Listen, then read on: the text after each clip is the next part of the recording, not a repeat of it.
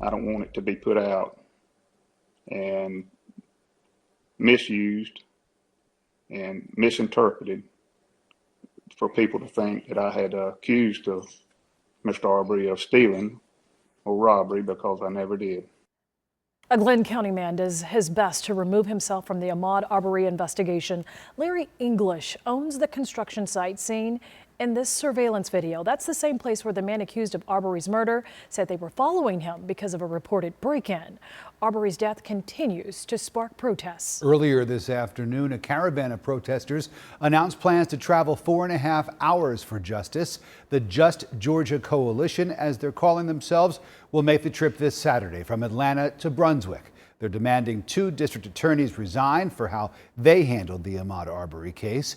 And this afternoon, CBS 46's Haley Mason obtained new video that shows an unidentified man walking through that construction home 2 weeks before Arbery was gunned down after walking through himself. Rick, this home that I'm standing at right now is at the center of the Ahmaud Arbery murder case right now. It's where the father and son duo say they saw Arbery running and thought he was a burglar. And this afternoon, I've just received video from this home surveillance camera that spells out a similar confrontation weeks before Arbery's death. It is raising questions on if there was a pattern of confrontations with the McMichaels. This is a tragedy. This is Larry English, who currently lives 90 miles away from Brunswick. He's been building his dream home in Brunswick and has cameras there that automatically text him videos if someone walks by. I would be 2 hours away, and my cameras would notify me and let me know somebody was on the property. On February 23rd, those cameras texted English this video of Ahmaud Arbery taking a look around the home that's under construction. Moments later, Gregory and Travis McMichael gunned Arbery down, saying he was a burglar. English says he never knew the McMichaels and never sent them video. I don't want it to be put out and misused and misinterpreted for people to think that I had accused of Mr. Arbery of stealing or robbery, because I never did.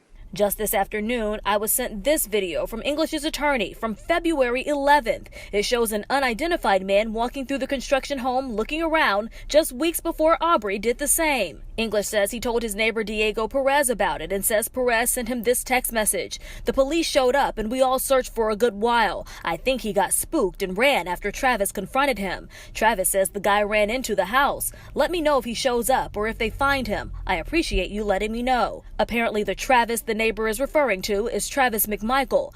English maintains he doesn't know who was in the video and he only talked to one neighbor, Perez. This afternoon, English's attorney sent me this statement saying Mr. English never discussed unauthorized entries with the McMichaels prior to Mr. Arbery's death and never shared any video with them. Gregory McMichael approached Mr. English in late April and asked about the February 23rd video. Mr. English did not maintain the conversation and nothing was ever taken from the English property. And you can see today there is a no trespassing sign here at this site where English's house is still under construction. I have sent this video to the Arbery family legal team, and I'm asking for a response. I'll update this story when they get back to me on that. I've also reached out to Mr. Perez for comment. Reporting live in Brunswick, Haley Mason, CBS 46 News.